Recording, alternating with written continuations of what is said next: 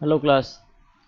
पिछली क्लास में हम लोगों ने मोमेंट ऑफ इनर्शिया को है जो डिस्कस किया था, तो उसमें एक न्यूमेरिकल हम लोगों ने रेडियस ऑफ गायरेशन खत्म करने के बाद एक न्यूमेरिकल लगाया था, जिसमें हमको पता चला था एक ट्रायंगल था। ट्रायंगल है जिसका मोमेंट ऑफ इनर्शिया हमको बेस के अबाउट निकालना था, तो हमको पता चला कि इसका जो मोमेंट ऑफ इनर्शिया है वो बी एच क्यूब अपॉन 12 है बेस के अबाउट। ठीक है, अभी हम एक नेक्स्ट क्वेश्चन और देखते हैं जिसमें हम लोग क्या निकालना है कि इस पोलर मोमेंट ऑफ इनर्शिया निकालना है किसका, एक सर्कुलर एरिया का बाय डायरेक्ट इंटीग्रेशन, और उसके बाद निकालना है using the result of part a determine the moment of inertia of a circular area with respect to the diameter. ठीक है, हमको इसका पोलर मोमेंट ऑफ इनर्शिया निकालना है बाय इंटीग्रेशन मेथड, और दूसरा इसके डायमीटर के रेस्पेक्ट में इसका मोमेंट ऑफ इनर्शिया बताना है। ठीक है, तो सबसे पहले हमने क्या किया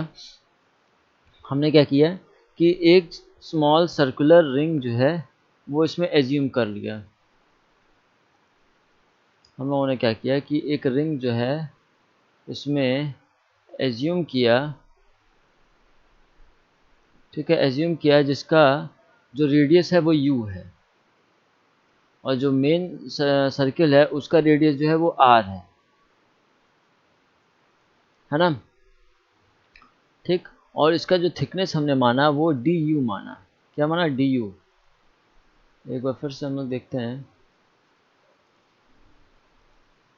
सबसे पहले ये सर्किल है, इस सर्किल का रेडियस जो है वो दिया हुआ है r। इस सर्किल का रेडियस जो दिया हुआ है वो है r। ठीक है,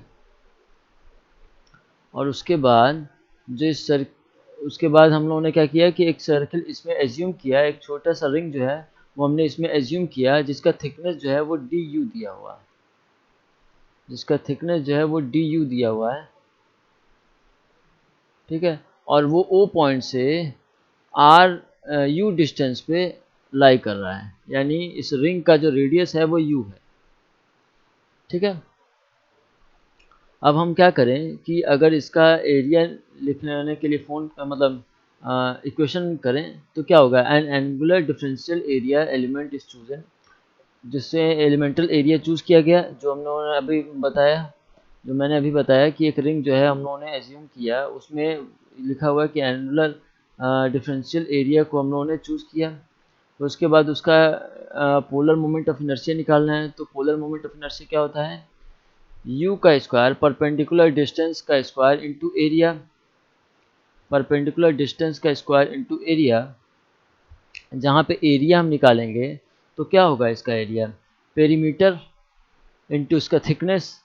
तो पेरीमीटर कितना है 2 पाई r इंटू थिकनेस कितना है du।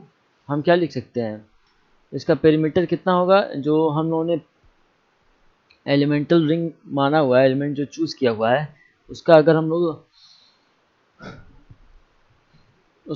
लोगों ने एरिया निकालना है तो हम क्या करेंगे कि एरिया इक्वल टू यहाँ पे होगा, पहले उसका पेरीमीटर निकालेंगे कितना है 2 पाई r, और r इसका कितना है u। तो 2 पाई u डॉट du। du कितना, du इसका थिकनेस है, ये जो दिया हुआ है थिकनेस वो स्ट्रिप का थिकनेस है, तो du है ना। अब इसको इंटीग्रेट कर दें हम कहाँ से, जीरो से लेके r का वैल्यू कहाँ से कहाँ तक वेरी कर रहा है, u का वैल्यू जो है वो कहाँ से कहाँ तक वेरी करेगा, जीरो से लेके r तक। कहीं पे भी किसी पॉइंट पे देखें तो जीरो से लेके r तक वेरी करेगा, है ना। जीरो से लेके r तक वेरी करेगा।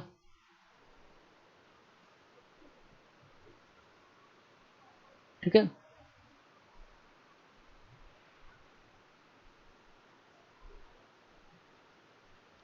जीरो से लेके r तक वेरी करेगा, तो इंटीग्रेशन इसका क्या हो गया, u इंटीग्रेट करेंगे तो कहाँ से कहाँ तक जाएगा, जीरो टू r। तो अगर हम इसको इंटीग्रेट किए तो यहाँ से हमको क्या मिल गया कि 2 पाई जो है वो कांस्टेंट है, वो बाहर आ गया, और अंदर क्या बचा you square into U D you. तो इसको अगर हम मल्टीप्लाई करके लिखें तो ये कितना टोटल बचा है, यू क्यूब डी यू। और इसको अगर हम इंटीग्रेट कर रहे हैं तो हमको क्या मिलेगा, इसको इंटीग्रेट करके देखें तो हमको क्या मिलेगा,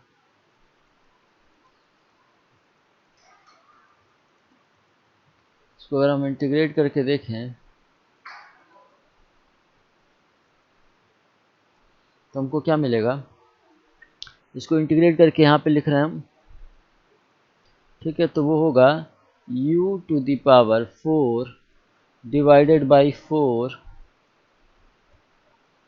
लिमिट 0 टू r डॉट 2 पाई।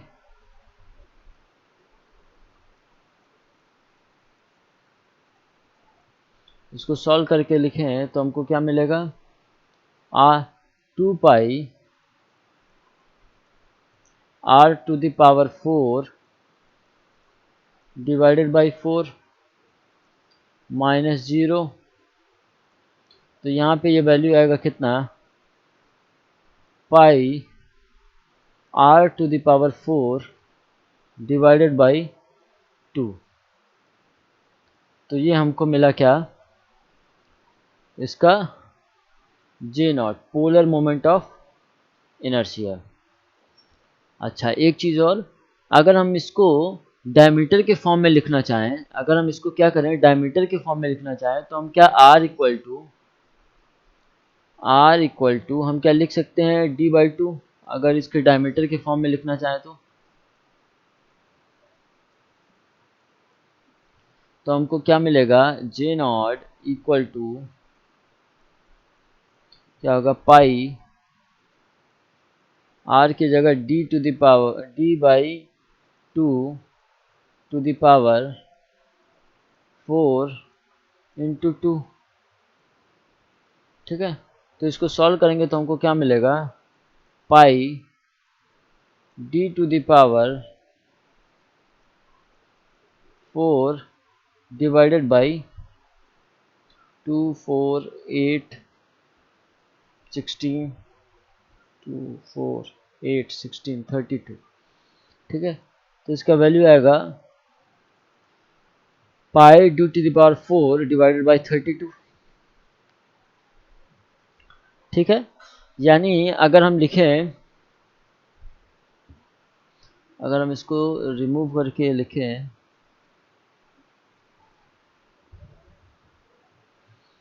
कि J nought equal to pi by 2 r to the power 4 और pi by pi D to the power 4 divided by 32,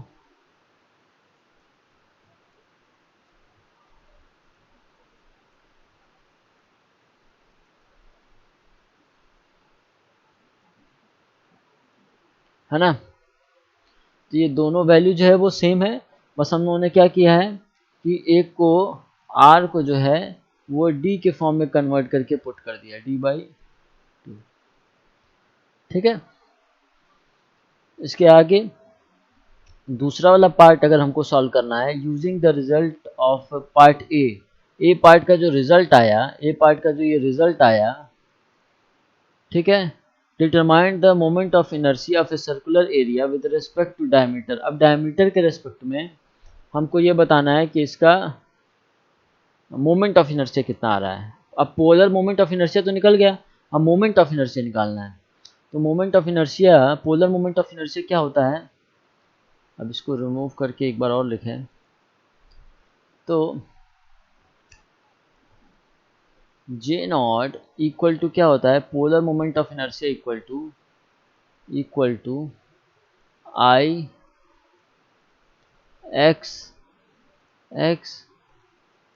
plus I y, यही तो होता है, ठीक है।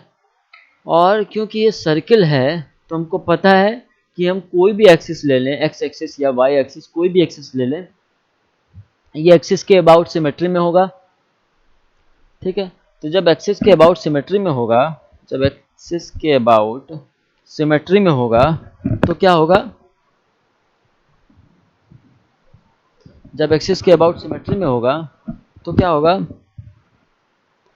कि हम आई एक्स एक्स को equal to I Y y लिख सकते हैं या आई वाई वाई को equal to I x x लिख सकते हैं, क्योंकि ये आई एक्स एक्स और आई वाई वाई हम किसी पॉइंट के अबाउट देखें तो ये सिमेट्री में है।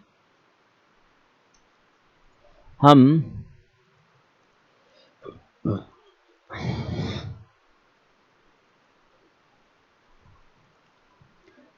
इस एक्सिस के अबाउट देखें या इस एक्सिस के अबाउट देखें तो ये क्या पूरी तरीके से सिमेट्री है, एक्सिस के अबाउट पूरी तरीके से सिमेट्री है।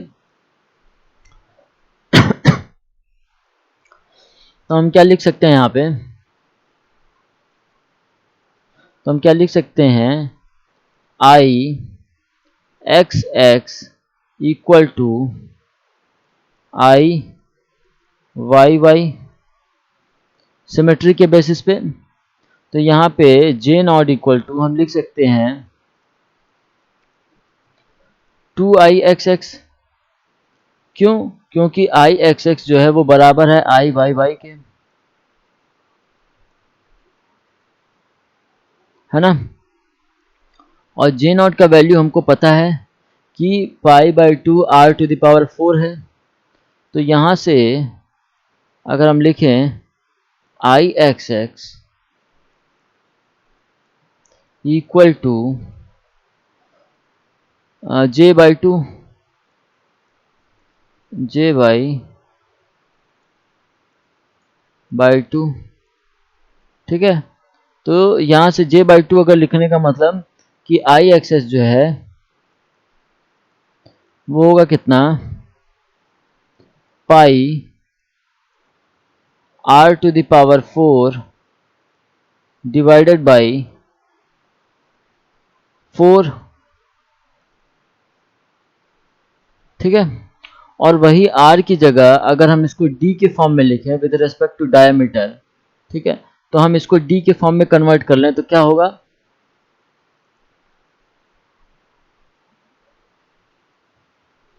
तो क्या हो जाएगा, इसी को हम ऊपर लिख रहे हैं। तो I x X equal to हम लिख सकते हैं क्या, पाई divided by 4 into d⁴, power 4 अभी ना लिखें,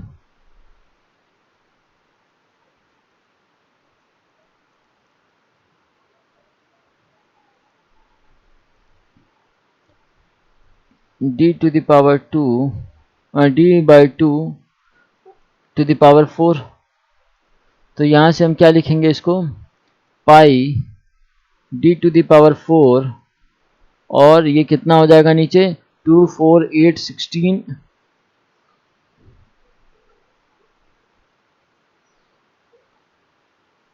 64 2 4 8 16 32 64, ठीक है। तो ये इसका आई एक्स एक्स का वैल्यू आ गया, यानी एक्स एक्सिस के अबाउट इसका मोमेंट ऑफ इनर्शिया होगा पाई/4 अपॉन 62, या अगर r के फॉर्म में लिखें तो हम क्या लिखेंगे, पाई r⁴ डिवाइडेड बाई 4, ठीक है। अब जब आई एक्स एक्स हमको मिल गया, जब आई एक्स एक्स हमको मिल गया तो क्या हम लिख सकते हैं आई वाई वाई के बराबर है ये,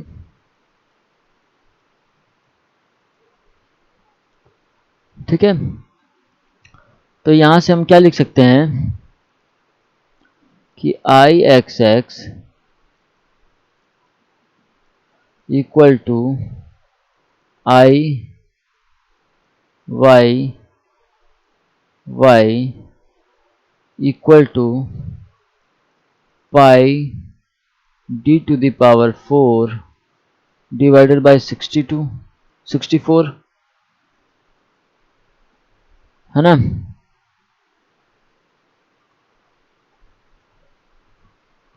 ठीक है, और अगर इसको आर के फॉर्म में लिखना होगा तो I x X equal to I Y Y, तो वो कितना हो जाएगा, pi R to the power 4 divided by 4। ठीक है,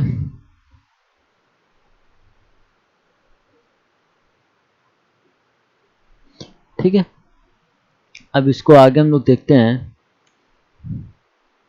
ठीक है, तो ये वैल्यू हमको पता चल गया क्या, जो हमने सॉल्व किया है, जो हमने यहाँ सॉल्व किया है वही चीज़, जो हमने सॉल्व किया है वही चीज़ यहाँ पे लिखा हुआ है ना। डायमीटर अबाउट, ठीक, आई डायमीटर लिखा हुआ है तो डायमीटर जो है वो एक्स एक्सिस के अबाउट है। ठीक है, आई एक्स एक्स, तो वो कितना है, pi by 4 r to the power 4।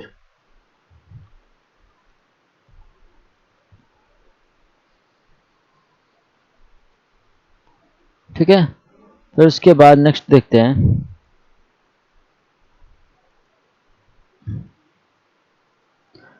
Parallel axis theorem.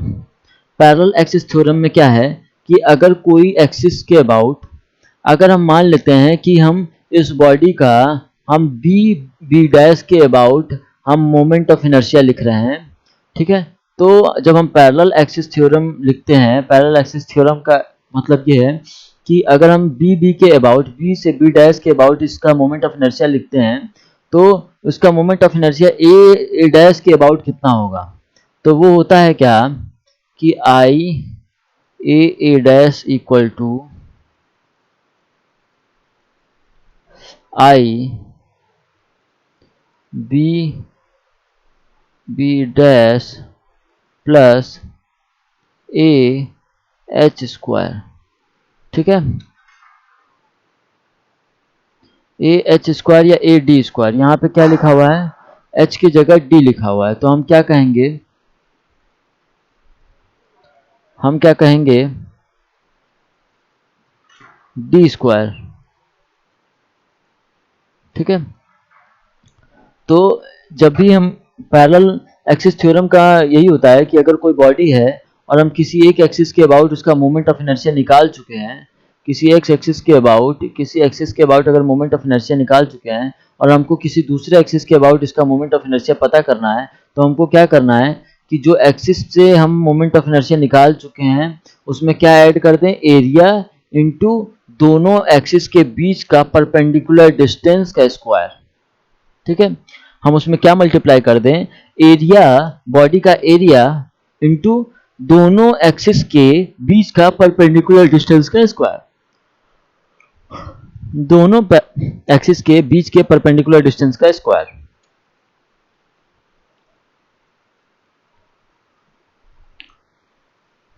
ठीक है, तो अब इसमें हम लोग देख रहे हैं तो कैसे किया गया है। अब इसको थोड़ा सॉल्व करके देखते हैं कि क्या किया हुआ है। देखो, consider moment of inertia of I as an area of an area A with respect to A dash.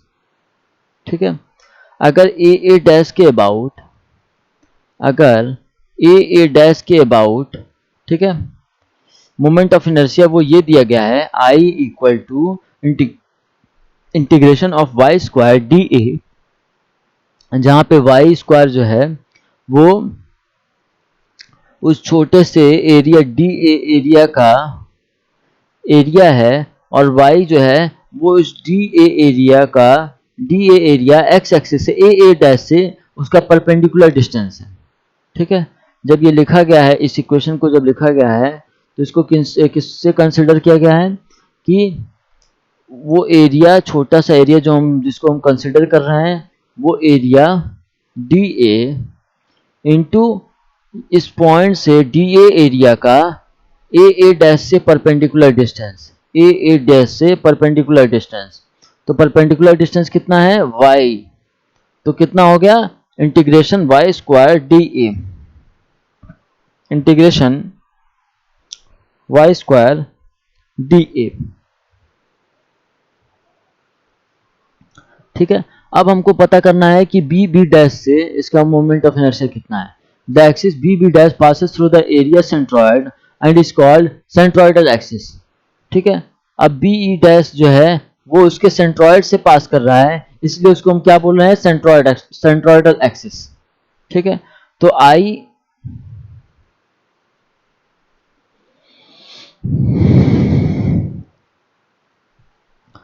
आई निकालने के लिए हम क्या करते हैं, integration y square D a equal to, ठीक है, इंटीग्रेशन आई निकालने के लिए हम लोग क्या करते हैं, integration of y square D a, इसको लिखे। अब इस y को हम दो पार्ट में ब्रेक कर सकते हैं।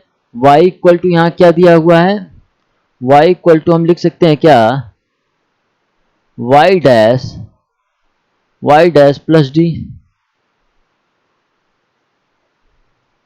यानी ये y डैश ये वाला और d,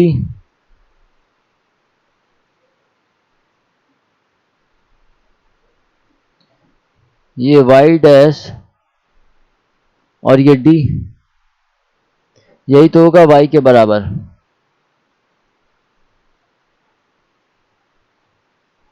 ठीक है, तो उसको यहां पुट कर दिया गया है, y की जगह पुट कर दिया गया है y डैश प्लस डी का होल स्क्वायर। ठीक है, अब इसको ब्रेक किया गया तो हमको क्या मिला, y डैश का square D A, y dash का square D A plus 2d y dash D A plus D square integration of D A. ठीक है, यानी a प्लस बी का होल स्क्वायर का फॉर्मूला लगाया गया यहाँ पे, a प्लस बी का होल स्क्वायर के फॉर्मूले से हम लोग यहाँ लिख रहे हैं क्या, y square D a integration of y square D a, तो उसके बाद d square integration of D a, क्योंकि डी जो है वो कांस्टेंट है, और उसके बाद 2ab क्या है, 2d constant y dash D ए। ठीक है, और उसके बाद इसने यहाँ पे लिखा हुआ है कि i जो है वो किसके बराबर है, integration centroidal axis plus A D के स्क्वायर के बराबर है। ठीक है, यानी इस एक्सिस के अबाउट अगर हम निकालना चाह रहे हैं तो क्या है, इसके मोमेंट ऑफ इनर्शिया, इस एक्सिस के about moment of inertia plus इन दोनों एक्सिस के बीच का जो परपेंडिकुलर डिस्टेंस है, इन दोनों एक्सिस के बीच का जो परपेंडिकुलर डिस्टेंस है उसके बराबर है। ठीक है, तो moment of inertia plus area into in दोनों एक्सिस के बीच का, दो एक्सिस के बीच का परपेंडिकुलर डिस्टेंस डी स्क्वायर। ठीक है, इसी को पैरेलल एक्सिस थ्योरम बोलते हैं कि अगर किसी एक एक्सिस के अबाउट हमको मोमेंट ऑफ इनर्शिया पता है तो हम उसी के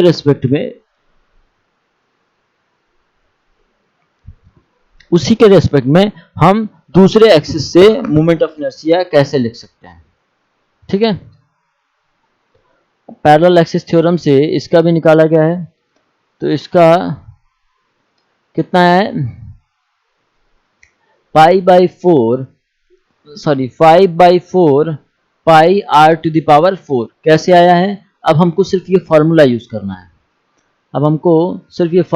करना है, कि आई टी, हम टी एक्सिस के अबाउट मोमेंट ऑफ इनर्शिया लिख रहे हैं, तो हम क्या लिखेंगे, इसको एक्स एक्स मान लेते हैं, ठीक है, या सेंट्रॉयडल एक्सिस इसको मान लेते हैं, हाँ सेंट्रॉयडल एक्सिस मान लेते हैं। एक बार रिमूव करते हैं इसको आई टी एक्सिस मान लेते हैं, और इसको जो है वो सेंट्रॉयडल एक्सिस मान लेते हैं। ठीक है, तो क्या लिखेंगे, आई टी इक्वल टू लिखेंगे हम आई सी एक्सिस के अबाउट प्लस एरिया और इन दोनों के बीच का परपेंडिकुलर डिस्टेंस का स्क्वायर। तो हमको पता है कि आई सी जो है वो एक्सिस के अबाउट है, तो इसका होगा कितना, पाई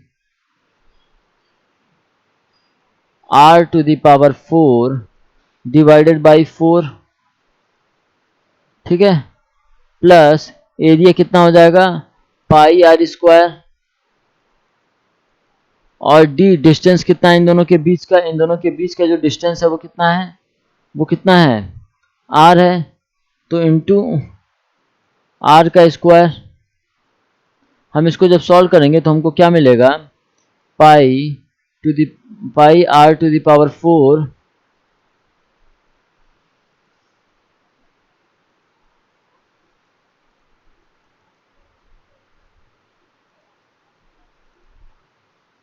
पाई R to the power 4 divided by 4 plus pi R to the power 4। अब हम इसको सॉल्व करके लिखेंगे यहाँ पे तो हमको मिलेगा क्या कि ये pi by 5/4 pi r square to the power 4 है ना। अब हमको इसको डी के फॉर्म में अगर लिखना है तो आर इक्वल टू हम लिख सकते हैं क्या, आर इक्वल टू हम लिख सकते हैं क्या डी बाई 2।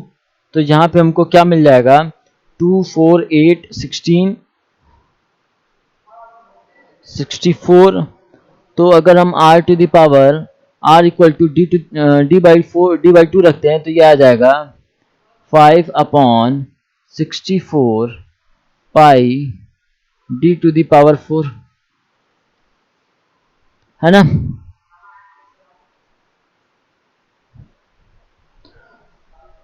टू 4 8 16, हाँ ठीक है, pi divided by 4 divided by 5 divided by 64 pi D to the power 4, ठीक है। तो ये है पैरेलल एक्सिस थ्योरम। अब उसी तरीके से हम अगर ट्रायंगल का भी देखें, उसी तरीके से अगर हम ट्रायंगल का भी निकालें तो हमको क्या मिलेगा, आई अगर हम आई ए के अबाउट लिखना चाह रहे हैं, एक मिनट, ठीक है, जो आई बी बी है वो सेंट्रोइडल एक्सिस के अबाउट मोमेंट ऑफ इनर्शिया है।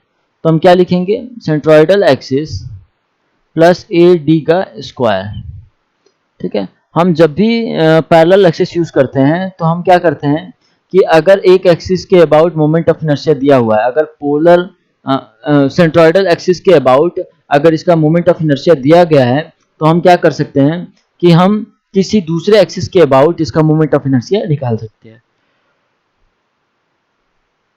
कैसे, वो इस तरीके से कि जिस एक्सिस के अबाउट हमको मोमेंट ऑफ इनर्शिया चाहिए वो एक्सिस के अबाउट कैसे निकालेंगे, तो moment of inertia about centroidal axis plus area of the body into distance between both the axis का स्क्वायर, ठीक है, उन दोनों एक्सिस के बीच का जो डिस्टेंस का स्क्वायर है उससे मल्टीप्लाई करके,